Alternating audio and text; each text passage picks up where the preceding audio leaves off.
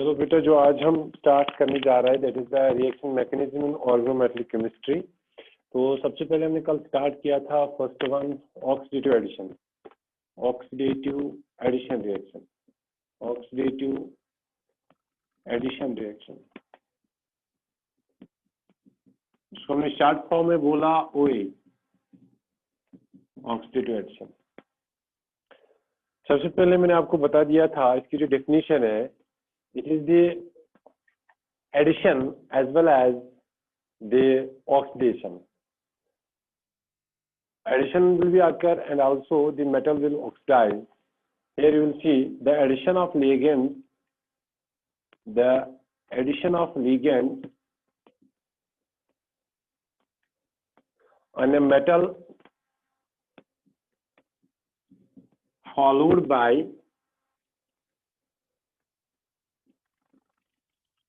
oxidation of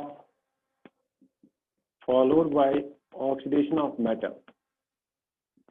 The addition of ligand on metal followed by oxidation of metal is said to be known as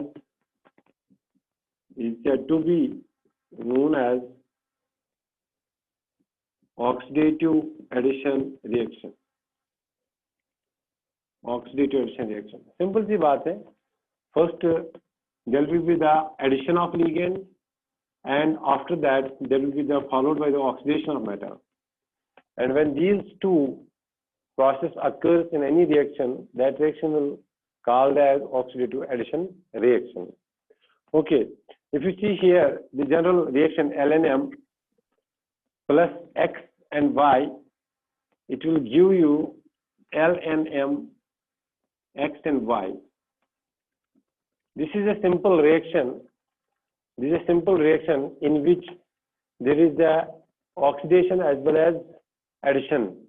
Addition of this ligand, XY ligand. Which ligand? This ligand is ionic ligand. This ligand never be neutral. ये हमेशा जो ligand होगा ये होगा आयनिक, यहाँ polar या less polar होगा मगर होगा जरूर आयनिक, क्योंकि जब वो आयनिक होगा तो भी जाके तो ऑक्सीडेशन स्टेट चेंज होगी।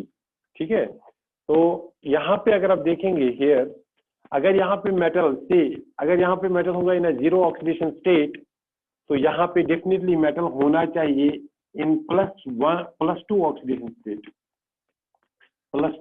स्टेट। ध्यान दीजिए बेटा, ये बातें आपको याद रखनी है। If the metal is here in the reactant is in zero oxidation state, here the oxidation state will increase by 2 units. Simple सी बात है। If here the oxidation state will be the +1, the oxidation state will be here +3. If the oxidation state will be here +2, the oxidation state will be here +4, so on and so forth. ठीक है बेटा, simple। यहाँ पे आप एक चीज याद रखेंगे, when the oxidation addition reaction occurs, the oxidation state of the product will increase by 2 units. Okay?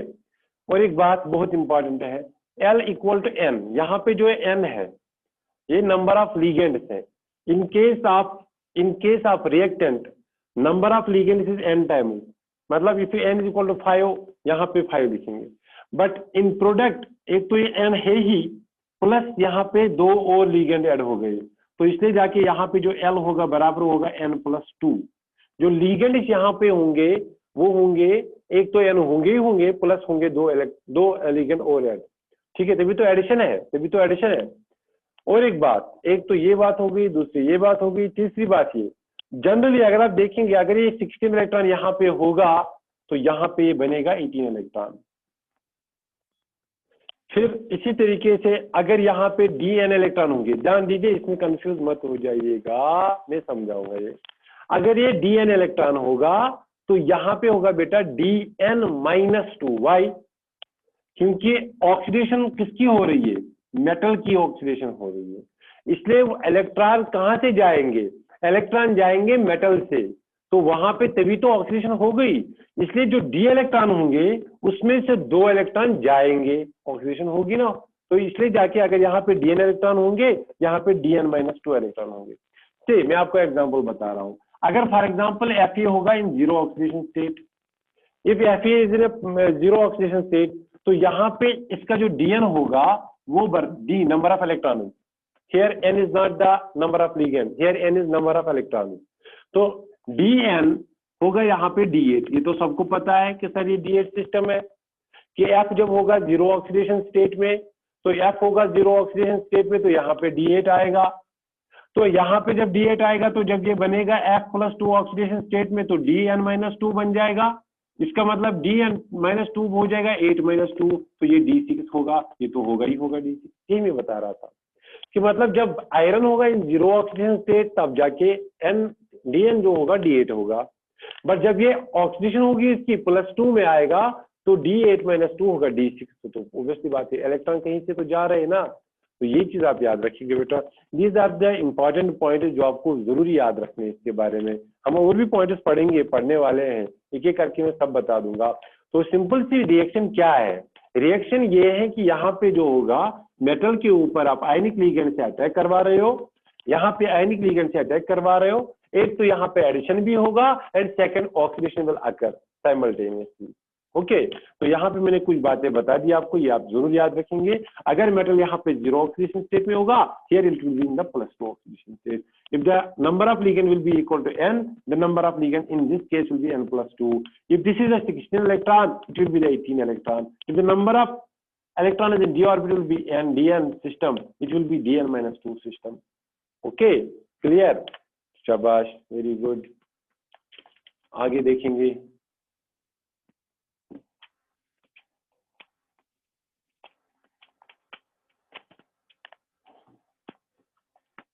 Board थोड़ा सा छोटा है तो लास्ट टाइम से ये प्रॉब्लम है, क्या करेंगे। देखो बेटा, इसके बारे में जरूरी ये बात जानिएगा, जो XY मैंने लिखा, XY is always ionic. Ionic, it is not necessary कि ये आप बोलेंगे सर आयनिक बॉन्ड होना चाहिए, that is ionic. No no, it is not that like that. यहाँ पे जाके अगर आपका पोलर भी है उसको भी हम आयनिक कह सकते हैं, क्योंकि percentage of ionic character is there.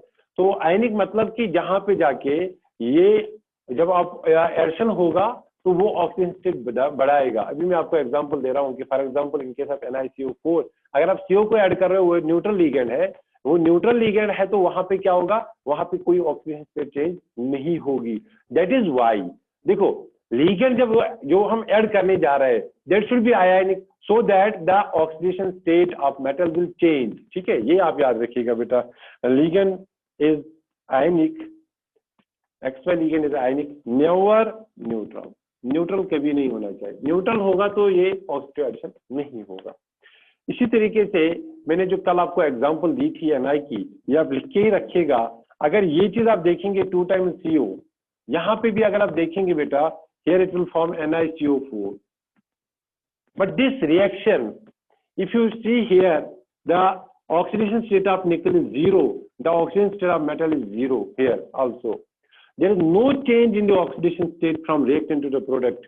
This reaction is simply addition reaction. This reaction is simple addition reaction, but not oxidative addition reaction, not OA. This reaction is not OA. This reaction is addition reaction. This reaction occurs, this reaction is possible, but this reaction is simply addition reaction. This reaction is not oxidative addition reaction. Why? Because there addition occurs in this reaction, but oxidation does not occur in this reaction. That is why this reaction is called as addition reaction, not oxidative addition reaction. Okay. तो ये चीज आप याद रखिएगा। Next point के बारे में आपको बताया जाएगा, बहुत इंपॉर्टेंट पॉइंट थे। सब पॉइंट जितने भी मैं इसमें पॉइंट लिखवाऊंगा, ये सब के सब इंपॉर्टेंट पॉइंट है। ठीक है बेटा, इसको ध्यान से देखिएगा। लास्ट में जिसको जहाँ पे प्रॉब्लम होगी वो राइट डाउन करिए, ये पॉइंट लिख के रखिए रफ पे कि सर को मुझे क्या पूछना है, आप मुझे पूछ सकते हैं। फॉर एग्जाम्पल, अगर मैं यहाँ पे एग्जाम्पल दे रहा हूँ ML4 है, if it is ML4 plus कोई भी आयनिक लिगेंड, से दिस इज आयनिक लिगेंड, कोई भी आयनिक लिगेंड जो ऑक्सीजन स्टेट चेंज करवाएगा मेटल को, तो जब ये ऐड होगा यहाँ पे, देयर इज 2 पॉसिबिलिटीज। जो प्रोडक्ट बनेगा वो बनेगा ये ML4X2, मगर X2 क्या होगा, ये ब्रेक डाउन करके होगा, मैं दिखाऊंगा, वो X2 करके होगा। ये इस तरीके से X2 नहीं होगा, बल्कि ये वाला बॉन्ड ब्रेक हुआ होगा। देयर द बॉन्ड जो ब्रेक होगा यहाँ पे, ये होगा हेटेरोलिटिक फिशन के जरिए से ब्रेक, और यहाँ पे आपको बनेगा ML4X2। But this ML4X2 may be a cis or trans, it may be a cis and it may be a trans. बहुत इंपॉर्टेंट पॉइंट है, बहुत इंपॉर्टेंट पॉइंट है, इस पे क्वेश्चन आ सकता है।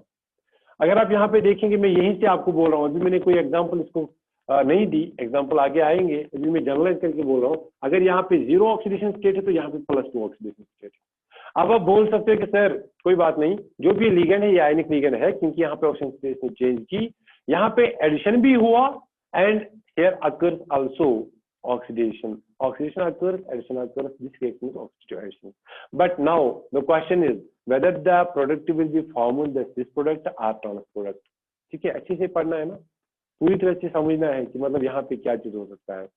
तो यहाँ पे दो चीजें बन सकते हैं, देखो, एक तो ये प्रोडक्ट बन सकता है L L L L L X and X, X and X, ऐसे एडिशन हो सकता है, this will be the product, या this will be the product, cis वाला product M X and X, and here L L L and L, which product is formed। ध्यान दीजिएगा बेटा, ये वाला अगर आप देखेंगे, this is trans product and this is cis product. Geometry of the complex decided by the ligand, incoming ligand. ये ligand बताएगा whether this product will be cis और ट्रांस, रिमेंबर दिस। ठीक है, तो यहाँ पे जो ज्योमेट्री होगी, जो ज्योमेट्री होगी, geometry depends on nature of ligand. अब मैं बताऊंगा कौन सा लिगेंड कब देगा सिस और कौन सा लिगेंड देगा ट्रांस। ज्योमेट्री जो होगी, whether it is a trans product, whether the cis product will be formed, it will decide by the nature of the ligand. Ligand का नेचर क्या है, उसके बेस पे हम लिगेंड को क्या करेंगे, क्लासिफाई करेंगे इनटू 2 जीन्स। ठीक है, इनटू 2 क्लासेस। ठीक है बेटा, यहाँ तक क्लियर है? कोई दिक्कत तो बताइएगा जरूर, मुझे रोकिएगा। इसको स्क्रीनशॉट आप उठा सकते हो, क्योंकि मैं ज्यादा लिखूंगा आज, मुझे मैकेनिज्म पूरा आपको समझाना है। लिगेंड में भी आप 2 टाइप, किसके बेस पे? लिगेंड में भी आप 2 टाइप, 2 तरीकों से यहाँ पे हम लिगेंड्स को ये करेंगे divide on the basis of whether the geometry of the product will be cis और it may be a trans. On the basis of that, क्योंकि if the geometry will decided by the incoming ligand, if the geometry of the product will be decided by the ligand, तो जाके हमने यहाँ पे क्या किया, ligand then may be classified into 2 types. One is polar, one is non-polar, and another is polar. Polar ligand and non-polar ligand. For example, in case of non-polar ligand, this is H2, Br2, Cl2, etc. are slightly polar. Slightly polar में क्या क्या आ सकता है? CH is there, SiH is there, etc. In case of polar, there is HF, HCl is there, HBr is there, etc. कोई भी तो आपको पता है पोलर क्या हो सकता है। जनरली क्या होता है, these when the addition of polar ligand, they follows SN2 mechanism। वो तो पता है आपको, नहीं याद है, मैं याद दिलाऊंगा। कहाँ पे पढ़ा SN2 mechanism? Associative and dissociative mechanism आपने पढ़ा, और उस दिन मैंने आपको बताया था इनकी फर्स्ट सेमिस्टर, मैंने बोला था कि SN1 मैकेनिज्म को हम बोलते हैं, दूसरा नाम क्या, SN1 को डिसोसिएटिव मैकेनिज्म बोलते हैं एंड SN2 को बोलते हैं एसोसिएटिव मैकेनिज्म। ठीक है, अगर याद होगा तो उसको फिर से देखिएगा। और अगर आप यहाँ पे देखेंगे, ये जो यहाँ पे होता है ये वाला मैकेनिज्म, इसमें 3 centre cyclic transition is formed, 3 centred cyclic transition is formed, cyclic transition is formed. कैसे? देखिए बेटा, अगर यहाँ पे फॉर एग्जांपल आपके पास मेटल है इरिडियम, इसको यहाँ पे H2 ऐड किया तो ये ऐसे होता है HNH, and here form this way IR H and this H and this H, इस तरीके से। फिर ये वाला ब्रेक होगा यहाँ पे and this will be formed.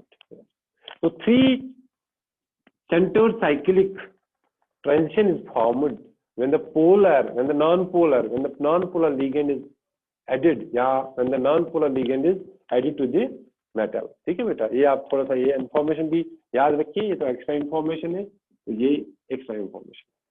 अब यहाँ पे देखिए, अब if the ligand are non-polar or slightly polar, if the ligand is, ये आप लिखिए बेटा, if ligand is non-polar or slightly polar or gives this product, बात खत्म। अब आप कोई भी एग्जांपल आपके सामने आएगी तो आपको क्या देखना है, you have to see whether the incoming ligand is polar or non-polar. If it is non-polar or slightly polar, then the product will be formed is cis product. आप इजीली आंसर दे सकते हो, कोई भी क्वेश्चन आपको पूछा जाएगा आप easily बता सकते हो whether the cis product is formed or trans product is formed. Obviously अब एक ही यहाँ पे बची choice, that is if it is polar ligand then the trans product is formed, or the polar ligand is added then the trans product is formed. समझ आया? फिर से मैं एक बार बताऊंगा, geometry of the product, whether the cis product is formed or the trans product is formed, is decided by the incoming ligand. And if the ligand is non-polar or slightly polar, then the cis product is formed. If the incoming ligand is polar, then this trans product is formed. ठीक है बेटा, ये आप ध्यान दीजिएगा, इसको आप अच्छे से कीजिएगा। फॉर एग्जाम्पल यहाँ पे एक एग्जाम्पल देंगे, आप उसको उतारिए अच्छे से। तो ये नॉन पोलर है, स्लाइटली पोलर है, यहाँ पे पोलर है, ट्रांस प्रोडक्ट बनेगा, और ये SM2 मैकेनिज्म से फॉलो कर रहा है, ये C3 centre cyclic transition follow कर रहा है, और यहाँ पे जो बनेगा वो बनेगा सिस प्रोडक्ट, एंड यहाँ पे जो बनेगा वो बनेगा ट्रांस प्रोडक्ट। Okay good. एक एक पॉइंट पे एक एक क्वेश्चन आएंगे, अगर आप खुद भी देखेंगे, you follow the Ilyas Gupta book, you see there, ये पॉइंट्स आपको वहां पे देखने को मिलेंगे, और वहां पे ढेर सारे क्वेश्चन होंगे। अगर आप एक एक पॉइंट देखेंगे, एक एक पॉइंट पे आपको एक एक क्वेश्चन मिलेगा वहां पे। ठीक है, अब खुद देखिए कि हर एक पॉइंट पे आपको क्वेश्चन पूछे जाते हैं, ये ऐसे ही पॉइंट नहीं लिख पाता हूँ आपको, इसलिए हर एक पॉइंट पे आपको क्वेश्चन मिलेगा। फॉर एग्जाम्पल देखिए बेटा, अगर आपको ये क्वेश्चन है IR PPH3 this is Cl and CO and Cl here, this catalyst is known as Vaskaz catalyst, साथ साथ में इसको याद भी नाम रखो। Here iridium is in +1 oxidation state, and this catalyst is known as Vaskaz catalyst. Okay, Vaska's complex भी बोलते हैं या वास्काज कैटलिस्ट। जब इसको ऐड करेंगे H2, अब मसला था इसमें, when we add the H2, remember this reaction, जब हम कैटालिटिक साइकिल्स पढ़ेंगे वहां पे एक जगह एक स्टेज पे आएगी ये रेट, वहां पे इजीली बताएंगे सिस प्रोडक्ट बनेगा कि ट्रांस प्रोडक्ट बनेगा, क्योंकि अब यहाँ पे जब H2 ऐड करेंगे, H2 is non polar and the product will be formed as cis product, and the product will be this IR, here is H and here is H। ठीक है, और यहाँ पे होगा आपका PPHC, और यहाँ पे आपका PPHC होगा, यहाँ पे आपको CO होगा, और यहाँ पे आपका CO होगा। यहाँ पे जो इरिडियम होगा, iridium is in +3 oxidation state and the product is this product. अब बहुत इजी हो गया, आपको कुछ करना नहीं है, आपको सिर्फ लिगेंड देखना है, जो इनकमिंग लिगेंड है that is a non polar and the product is formed is here cis product। इसी तरीके से अगर आप दूसरे एग्जांपल भी देखेंगे तो अच्छा रहेगा इसके बारे में।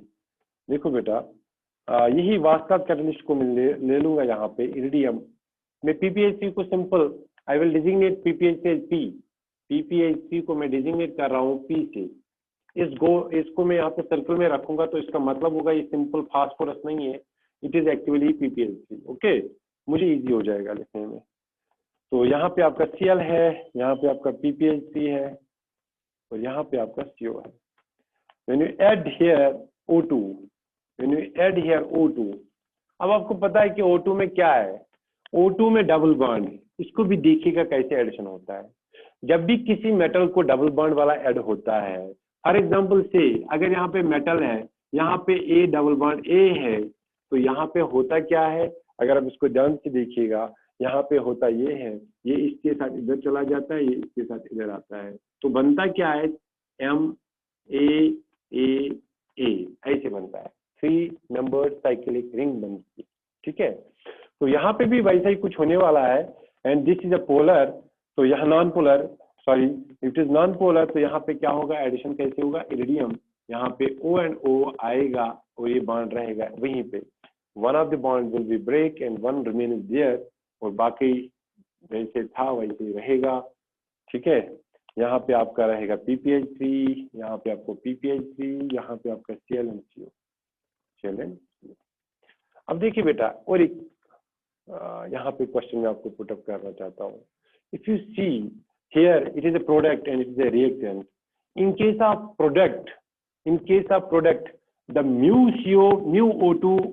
mu O2 frequency, stretching frequency of O2 in product, frequency of mu O2 reactant जो होगा, जो रिएक्टेंट होगा, अब देखिए यहाँ पे रिएक्टेंट में O2 जो है, मतलब रिएक्टेंट यहाँ पे O2 है डबल बॉन्ड, यहाँ पे जो O2 की स्ट्रेचिंग फ्रीक्वेंसी होगी वो होगी ऑब्वियसली ज्यादा, why, because here is a double bond, force constant, and किस पे डिपेंड है, frequency depends upon the under root of K by mu, ठीक है। यहाँ पे K क्या है, फोर्स कांस्टेंट यहाँ पे जाके डबल बॉन्ड है, और यहाँ पे क्या हुआ, the frequency of the product will decrease because the double bond change into the single bond, the frequency in this case, तो यहाँ पे क्या होगा, म्यू O2 प्रोडक्ट जो होगा वो होगा यहाँ पे लेस, तो म्यू O2 रिएक्टेंट होगा ज्यादा।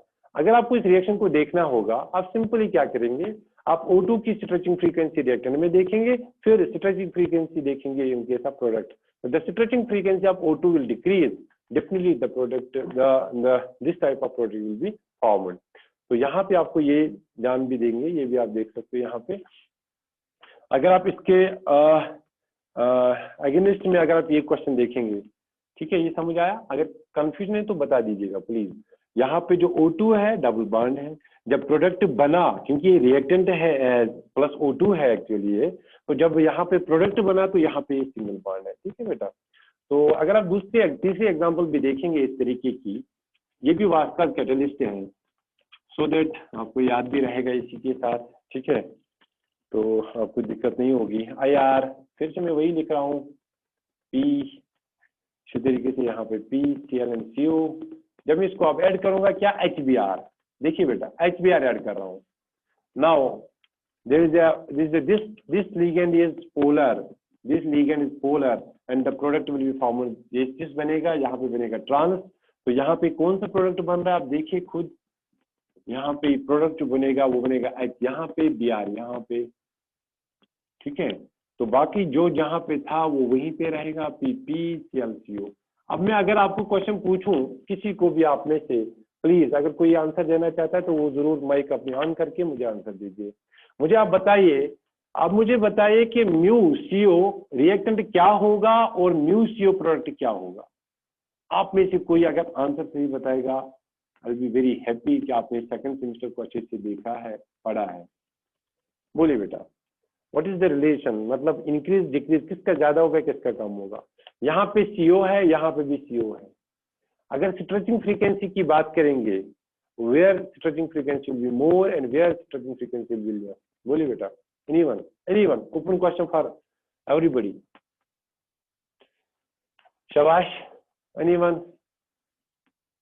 मेरे सामने है सब, मैंने आपको यहाँ पे रोल नंबर 7, 16, 4, 12, 3, 17, 1, कोई आप में से अगर अपनी माइक ऑन करके मुझे आंसर दे सकता है, चलो कोई नहीं, खुद ही आंसर देना पड़ेगा।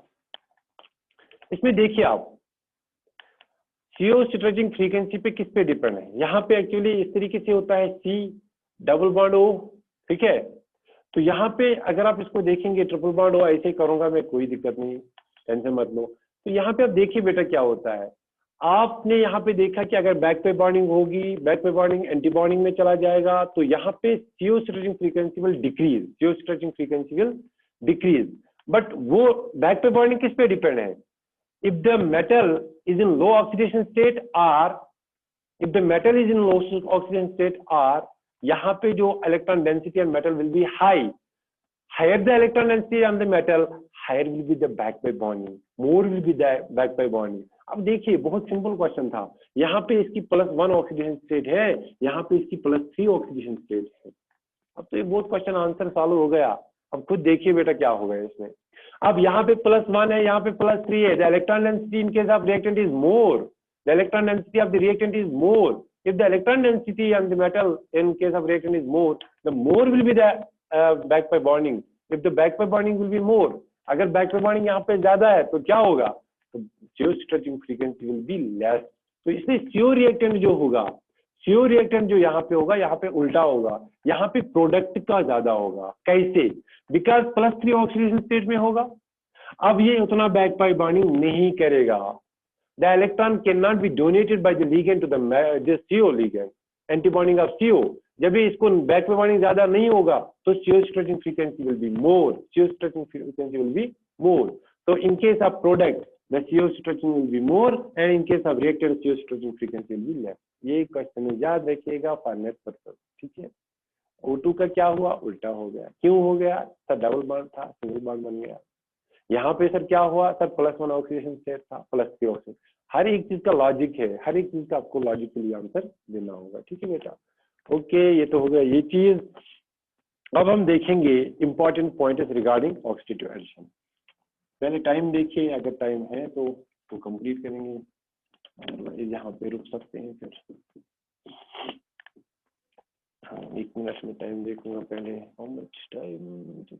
चलो 10 मिनट भी है. देखिए बेटा, सब इम्पोर्टेंट पॉइंट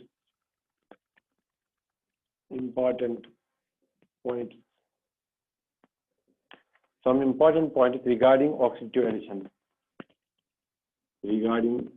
क्योंकि पुलवामा में नेट नहीं है, इसलिए मुझे यहाँ पे आज वीडियो थोड़े से छोटे बनाना चाहता हूँ, सो दैट मैं जल्दी इसको अपलोड करूँ. और अदरवाइज आपको पता है कि मॉड्यूल तक तो टाइम लगता है फिर अपलोड करने में.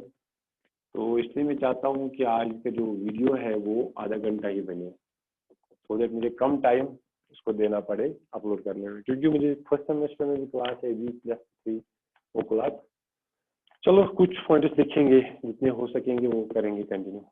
Important point regarding oxidative addition reaction. First point, there should be vacant coordination site on the metal. There should be, first point, ये पॉइंट आपको जरूर याद करने होंगे, ये खुद हो जाएंगे याद फिर.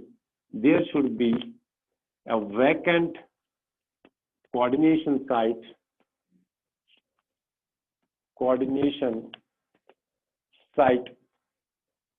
present on the metal.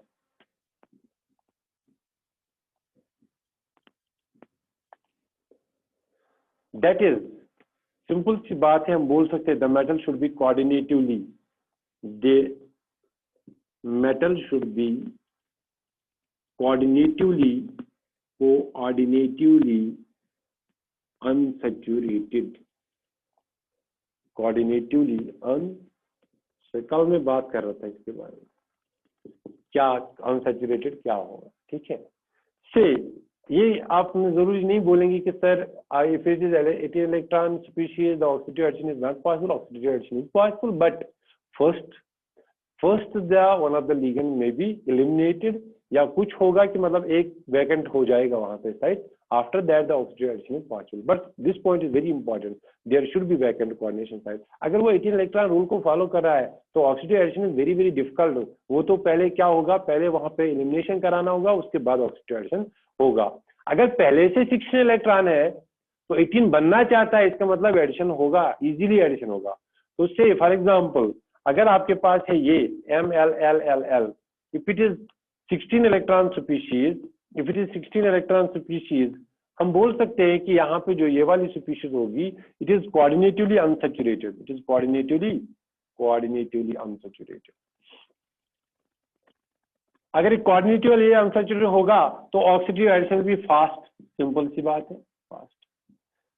Comparison to that, अगर आपके पास ये होगा M L L L L L L. If it is this, अगर आप इसको देखेंगे, this is coordinatively saturate. अब अगर आप इसको ऑक्सीडेशन कराएंगे, हो सकता है होगा, oxidation will be there, but the oxidation will be very slow. तो बहुत सिंपल सी बात है, इस पे भी क्वेश्चन पूछा जा सकता है आपको दो क्वेश्चन देंगे, दो एग्जांपल्स देंगे, फिर बोला जाएगा the oxidative reaction will be fast in which of this complex. तो आपको खुद देखना है, if it is coordinately unsaturated, पहले आपके दिमाग में सबसे पहले यही पॉइंट आना चाहिए. If it is coordinately unsaturated, oxidative reaction will be fast. If the another example is there which is coordinately saturated, then the oxidative reaction will be very very slow. तो अगर 4 प्रोडक्ट आपको दिए, अगर आपके पास 4 complex हैं, 3 complex में वो saturate है, एक कॉम्प्लेक्स में वो अनसैचुरेट है, तो अनसैचुरेट वाला टिक करेंगे. ठीक है बेटा, तो इस तरीके से इसमें क्वेश्चन पूछा जा सकता है. तो ये पॉइंट भी आप याद रखेंगे. ये फर्स्ट पॉइंट है जो आपको याद रखना है. इसमें लगभग 10-15 पॉइंट्स हैं. इंशाल्लाह I will take these points tomorrow, क्योंकि मैंने आपको पहले ही बोला कि मैं क्यों शॉर्ट वीडियो बना रहा हूँ, सो दैट आप भी अच्छे से पढ़ेंगे. प्लीज एंड प्लीज एक बात जरूर याद रखिए.